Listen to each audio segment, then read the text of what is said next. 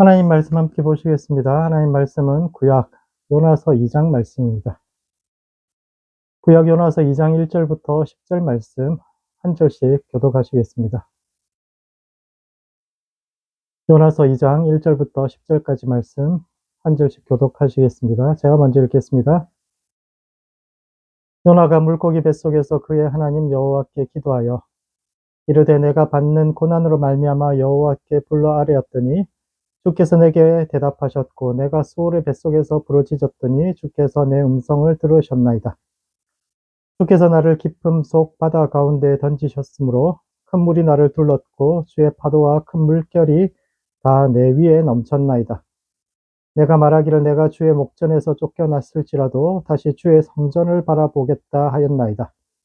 물이 나를 영혼까지 둘러싸우며 깊음이 나를 에워싸고 바다풀이 내 머리를 감쌌나이다. 내가 산의 뿌리까지 내려갔사오며 땅이 그 빗장으로 나를 오랫동안 막았사오나 나의 하나님 여호와여 주께서 내 생명을 구덩이에서 건지셨나이다. 내 영혼이 내 속에서 피곤할 때에 내가 여호와를 생각하였더니 내 기도가 주께 이르렀사오며 주의 성전에 미쳤나이다. 거짓되고 헛된 것을 숭상하는 모든 자는 자기에게 베푸신 은혜를 버렸사오나 나는 감사하는 목소리로 주께 제사를 드리며 나의 서원을 주께 갚겠나이다. 구원은 여호와께 속하였나이다 하니라. 여호와께서 그 물고기에게 말씀하시매 요나를 육지에 토하니라. 아멘. 요나서는 12소 선지서의 가장 중심에 있는 책인데 이 책의 2장 요나의 기도가 오늘을 살아가는 우리의 삶과 신앙에 던지는 의미가 무엇인지에 대해 함께 생각해 보는 시간을 갖도록 하겠습니다. 첫 번째, 질문하는 영성을 가져야 합니다. 어느 날 하나님께서 요나에게 저기 니느웨에 가서 하나님의 말씀을 전하라고 했지만 그는 욥바에서 배를 타고 저 반대쪽 동쪽으로 가라고 하셨는데 이제 서쪽으로 가는 배를 타고 이제 가다가 결국 풍랑을 만나서 바다에 던져졌는데 이는 첫 번째, 우리가 서 있는 삶의 자리에서 하나님을 만나야 합니다. 요나는 하나님의 뜻을 세상에 대언한 전통적인 선지자의 모습에서 많이 벗어나 있는 사람입니다. 그러니까 예언자가 어떤 사람입니까? 일반적으로 예언자라는 사람들은 하늘의 뜻을 땅에 세상에 전하는 사람이고 그리고 그 하나님의 말씀에 그 음성에 순종할 것을 요구하는 인물인데 요나는 본인부터가 그 하나님의 말씀에 순종하지 않고 불순종하고 도망가는 특이한 사람인데 그런 사람의 글이 어떻게 소예언서의 중심에 있게 되었을까요? 이스라엘 역사 속에서 수많은 예언자들, 하나님의 말씀을 전한다는 선지자들이 나타났지만 자신의 이름으로 글을 남긴 사람은 15명이 전부입니다. 수백 년 동안 최소한 400년 사이에 나타난 모든 선지자들 중에서 딱 15명만이 자기 이름으로 된 글을 남겼는데 그 중에서도 이제 세 사람은 이사야, 예레미야, 에스겔 이 세 사람은 굉장히 특별한 사람들이죠. 이 사람은 뭐 자기들만 예언을 한 것이 아니라 대를 이어서 제자들을 아주 잘 키워 가지고 대를 이어서 학파를 이루어서 당대만이 아니라 여러 세대에 걸쳐서 영향력을 미쳤고 그래서 그 사람들은 각 개인별로 독자적인 책을 남긴 대예언자, 이 세 사람은 대예언자라고 이야기하고 그 외에 제자를 키우지 않았기 때문에 당대에만 활동했지만 그 역시 그 영향력은 무시할 수 없었던 뛰어난 예언자 12명의 글을 모아서 하나의 두루마리에 엮은 책이 이제 소예언서입니다. 이 두루마리 12명의 이제 예언자들의 글이 이 하나의 두루마리 속에 담겨 있는데 10이라는 숫자가 상징하듯 12가 이제 완전수잖아요. 그래서 10이라는 숫자가 상징하듯이 이 두루마리는 모든 예언자들의 예언을 전부 다 포괄하고 있는 것. 그 모든 400년간 이스라엘 가운데 행해졌던 모든 하나님의 말씀, 그 메시지의 핵심과 요약이 모두 다 정수가 모두 다 들어있는 책인데 이 12권도 교차대꾸법에 따라서 주제와 표현 방식에 있어서 서로 짝이 되는 글들이 있습니다. 그런데 교차대꾸법이란 표현 양식에서 중요한 점 한 가지는 그 가장 중심에 핵심적인 설교가 메시지가 나온다는 것이고 그런 점에서 이 소예언서의 중심에 있는 두 권의 책이 요나서와 미가서입니다. 굉장히 특이하죠. 뭐 이 두 가지 책 이 두 책 중에서 미가서는 뭐 8 세기 예언의 정수로 불리는 책입니다. 예언자들이 처음 등장하기 시작한 시기가 인제 8 세기인데 뭐 가장 먼저 등장한 사람들이 740 년에 등장했던 그때 등장했던 이제 아모스, 호세아, 이사야가 거의 비슷한 시기에 등장했는데 이 사람들이 가장 가장 획기적인 그런 메시지를 전했던 사람들이죠. 아모스의 정의를 공의를 강물같이 흐르게 하라.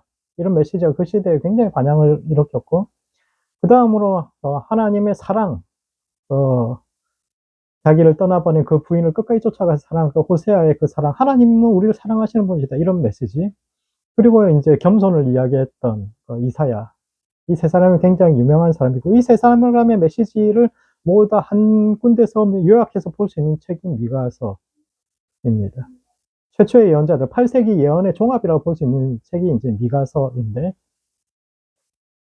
그 미가서와 짝을 이룰 만큼 중요한 책이 요나서다. 유대인들이 이렇게 판단하고 있는 겁니다. 그렇다면 유대인들은 이 책에서 무엇을 보았기 때문에 12소의 예언서 중에서도 가장 중요한 책으로 가장 중심에 있는 책으로 이 책을 두고 있을까요?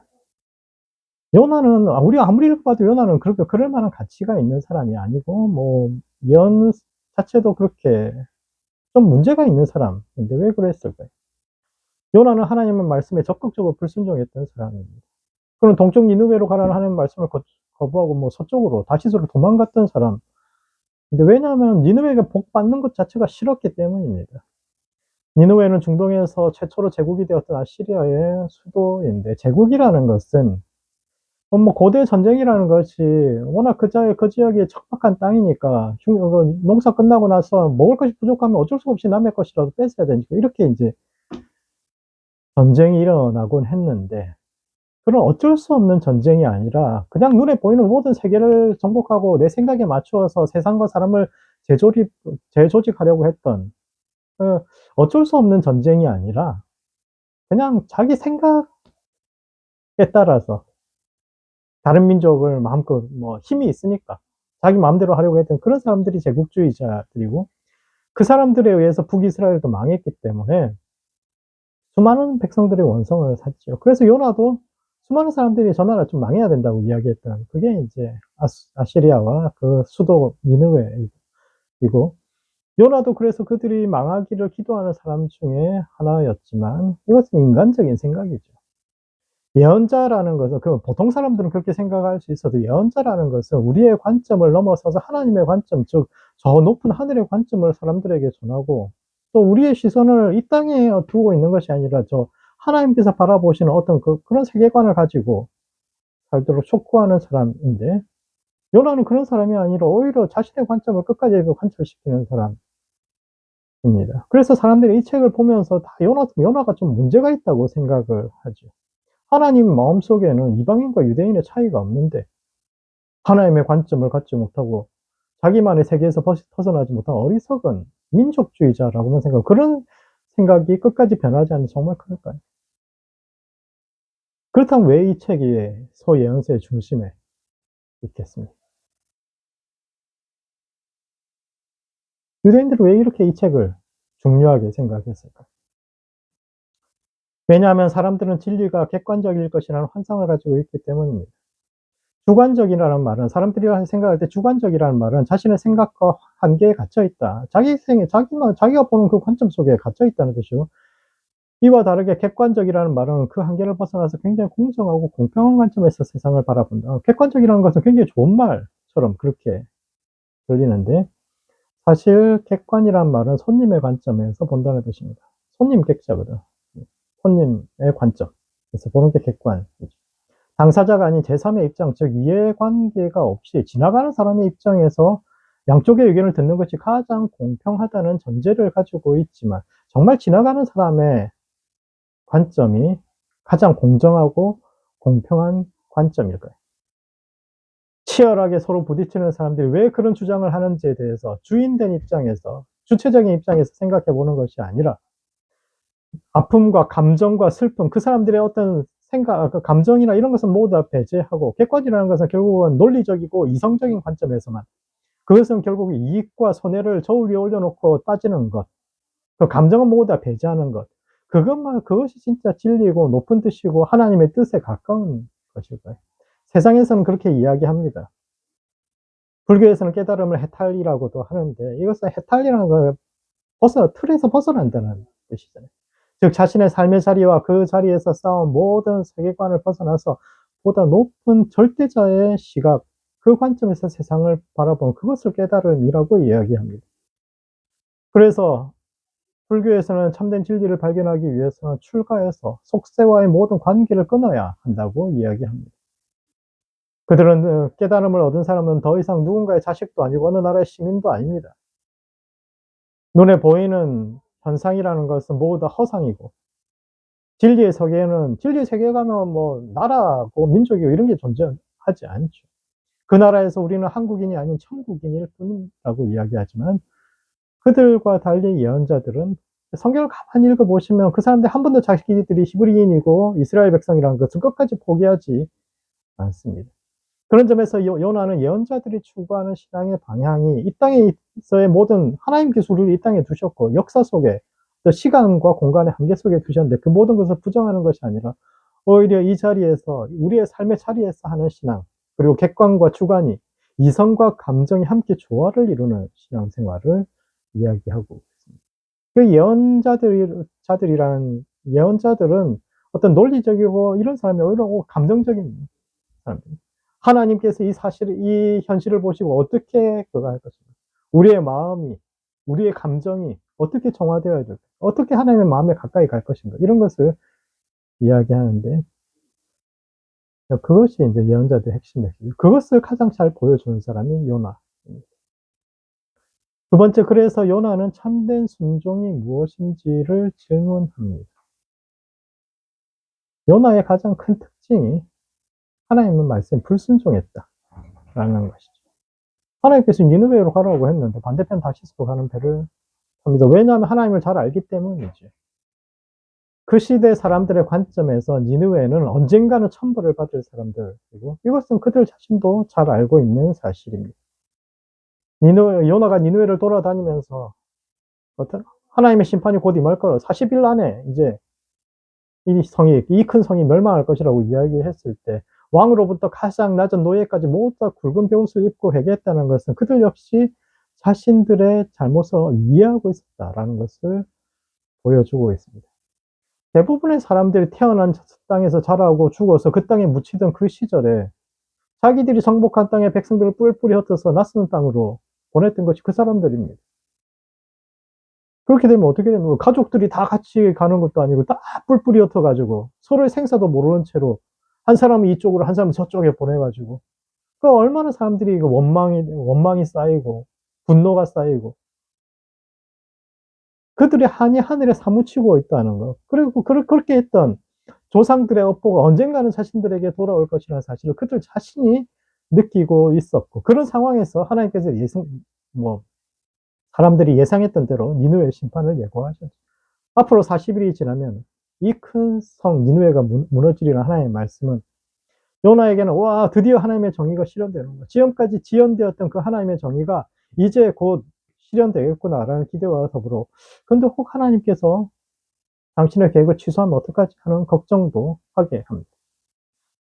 하나님은 사랑과 자비가 많은 분이기 때문에 하나님께서 이렇게 저들에게 말씀을 전하라고 하시는 이유는 그들에게 회개를 촉구하기 위함인데 혹시라도 저 사람들이 저 망해버려야 할 저 민족이 회개해 버린다면 그들을 향한 하나님의 심판이 취소될 수도 있기 때문에 이와 같은 불의의 사태를 미연에 방지하기 위해서 요나가 달아났는데 이것은 무엇이 순종인지를 질문하는 것이기도 합니다.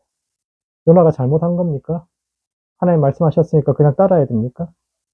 하나님의 뜻이라면 이해되지 않아도 감정적으로 동의가 되지 않아도 무조건 옳다고 긍정하고 그대로 따랐어야 했는데 요나는 그러지 않고 달아났기 때문에 잘못한 일일까요? 하나님은 우리보다 많은 것을 알고 공정히 판단하시는 분이기 때문에 그분의 말씀에는 어떠한 토도 달지 않고 그저 따라가는 것만이 온전히 하나님을 섬기는 하나님의 뜻을 따르는 길일까요? 요나서는 그렇지 않다고 이야기합니다. 요나는 이해되지 않는 말씀에 대해서 적극적으로 질문할 뿐만 아니라 심지어 불순종하고 도망하기까지 하는데 이것이 이스라엘 신앙의 핵심입니다. 이스라엘 백성들은 자신들이 하나님과 언약을 맺었다라고 이야기하는데 언약이라는 것은 결국 계약 관계라는 뜻입니다. 그리고 계약이라는 것은 원래 대등한 관계 속에서만 이루어질 수 있는데 인간과 하나님은 결코 대등한 관계가 될 수 없습니다. 그래서 사람은 결코 하나님과 언약 관계, 계약 관계를 맺을 수 없는데 하나님은 이스라엘 백성들에게 계약 관계를 허락하셨어요. 이것은 그들을 자신과 대등한 존재로 인정하셨다는 뜻이고 이것은 하나님 앞에 서는 방식 역시 시키면 시킨 대로 하는 일방적인 상호 관계가 아니라 이해되지 않으면 질문하고 대화하고 심지어는 반항도 하고 도망가기도 하는 관계예요. 요나는 그런 이상적인 신앙생활의 정수를 보여주는 인물입니다. 우리가 생각할 땐 요나가 굉장히 이상한 사람이고 저 굉장히 잘못한 것이라고 생각하지만 사실은 예언자들의 관점에서는 이 사람은 굉장히 정상적인 신앙생활을 한 것이고 우리가 가야 할 신앙의 또 이면을 보여주는 또 다른 저렇게도 신앙생활을 할 수 있다라는 것을 보여주는 사람인데 그러므로 질문해야 합니다. 삶이 이해되지 않을 때 하늘을 향해 손을 들고 "주님 왜 이러십니까? 이해되지 않습니다." 라고 말할 수 있는 것이 진짜 신앙입니다. 아무리 그것이 하나님의 뜻이어도 감정에 따르지 않고 이해되지 않는 것에 대해서는 항의하는 것은 하나님 무시하는 것이 아니라 오히려 그분께 더 가까이 가게 해요. 그래서 그렇게 이해가 되고 감정이 동의가 돼야 하나님과 일치할 수 있는데 그분 앞에서 이해되지 않는 현실에 대해서 질문하고 겸손히 그 답을 기다릴 수 있는 모든 성도들 되시기 바랍니다. 두 번째, 물고기 뱃속에서도 기도해야 합니다. 다시스로 가다가 풍랑을 만났던 사람들이 요나를 바다에 던졌고 큰 물고기에 삼켜진 요나는 그 속에서 이제 사흘 동안 기도했던 내용이 오늘 본문인데 이는 첫 번째 기도의 정석을 보여줍니다. 많은 사람들이 요나를 삼킨 물고기의 정체가 무엇인지에 대해서 궁금해합니다. 사람을 삼킬 만큼 큰 물고기가 고래인지 아니면 이름이 알려지지 않은 고대의 괴물 같은 큰 또 다른 물고기가 있는지에 대해서 궁금해하는데 이 물고기의 정체는 고난입니다. 우리가 성경을 읽는 이유는 과거의 사건과 역사 속에서 교훈을 찾기 위함이 아니라 그 사건이 오늘 우리의 삶에서 재현되고 있다라는 사실을 믿기 때문입니다. 이스라엘 백성들이 광야를 지나 약속의 땅에 들어간 것은 과거에만 있었던 사건이 아니라 오늘 우리의 삶에도 재현되고 있는 사건이에요. 우리의 삶 역시 혹독한 광야를 지나 적과 꿀이 흐르는 땅에 들어갈 것임을 믿기 때문이요. 그런 점에서는 요나의 경험 역시 마찬가지입니다. 요나가 물고기 뱃속에서 사흘이나 갇혀 있었던 것은 예수님께서 사흘간 무덤 속에 갇혀 있었던 사건의 예표일 뿐만 아니라 앞도 뒤도 보이지 않는 깜깜한 삶의 어둠 속에서도 오늘 우리의 상황, 앞도 뒤도 보이지 않는 깜깜한 삶의 어둠 속에서도 우리와 함께 하시고 마침내 우리의 인생을 목적지에 도달하게 하실 하나님의 약속의 사건이요 말씀이기도 합니다. 그런 점에서 우리는 우리의 기도를 들으시는 하나님께 기도해야 합니다. 요나서 2장의 기도는 크게 세 가지 메시지를 이야기하고 있는데 첫 번째, 하나님은 우리의 기도를 들으시는 분이요 응답하시는 분임을 이야기합니다. 하나님은 수올의 뱃속에서 즉 죽음의 깊은 곳에서 하는 기도를 들으십니다.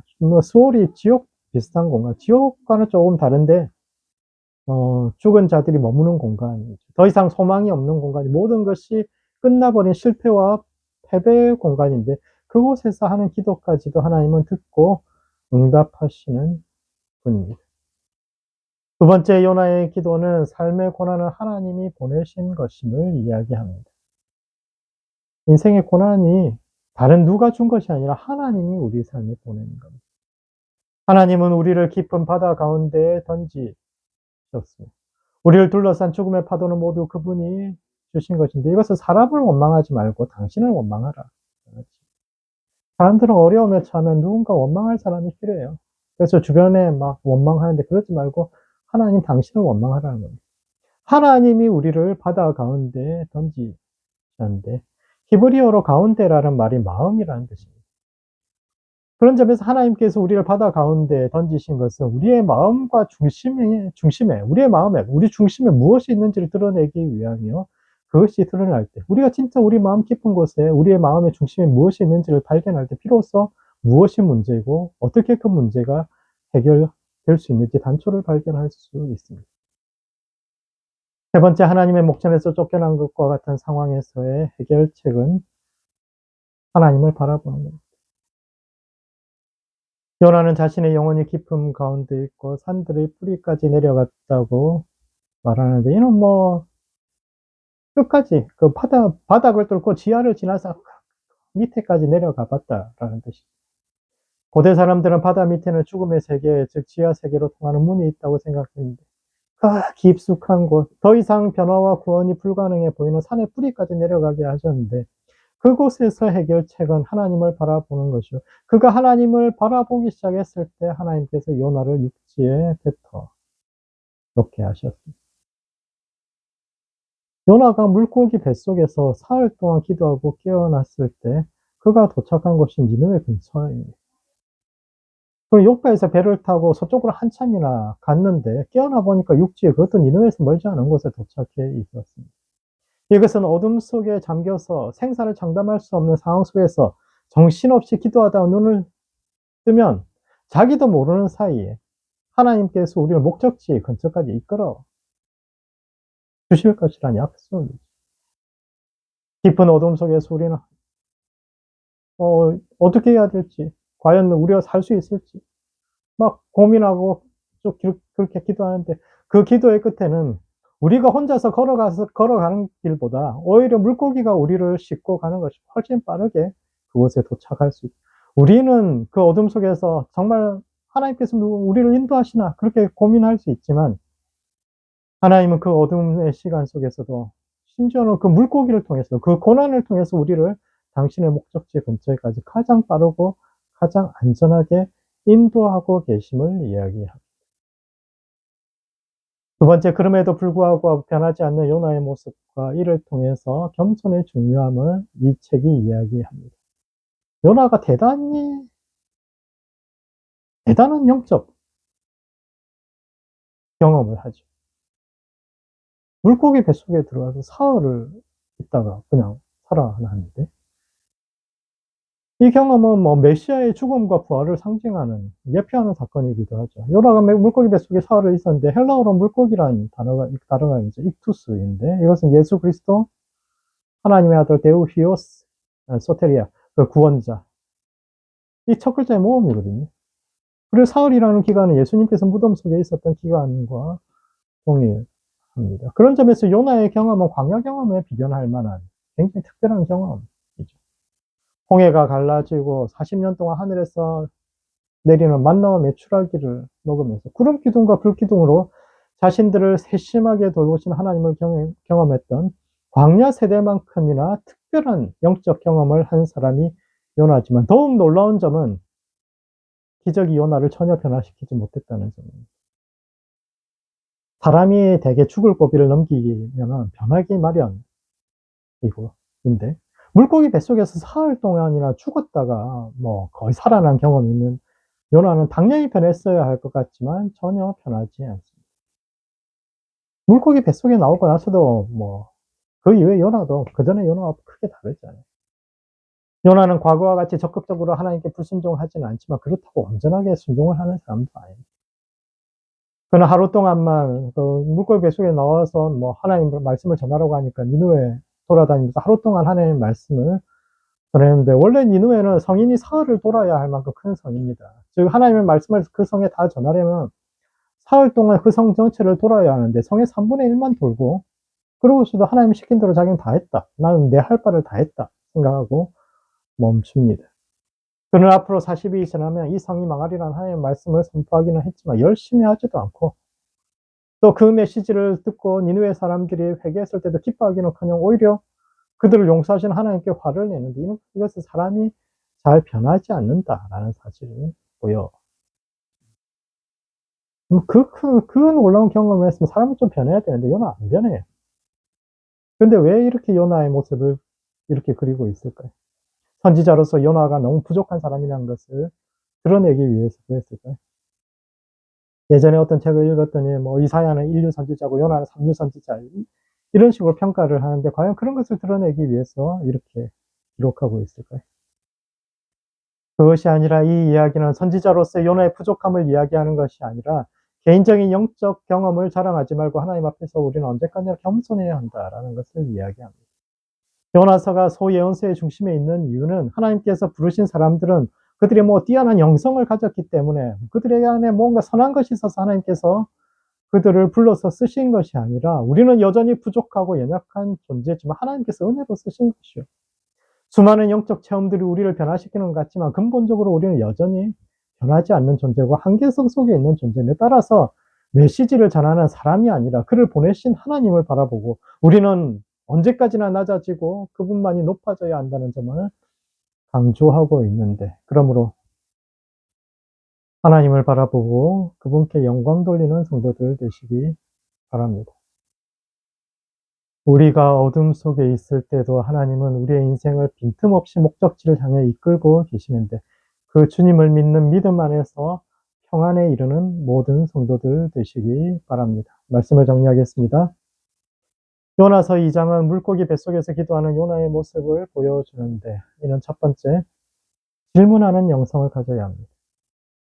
하나님은 이해되지 않는 말씀에도 무조건적으로 순종하는 사람을 원하시는 것이 아니라 오히려 손을 들고 질문하는 사람, 그리고 때로는 적극적으로 불순종하며 그리하여 하나님께서 우리를 두신 삶의 자리에서 마음과 뜻과 생각을 다하여 하나님을 알고 그분과 연합하는 성도를 바라시는데 이와 같이 고난 속에서 더욱 주님과 연합하는 모든 성도들 되시기 바랍니다.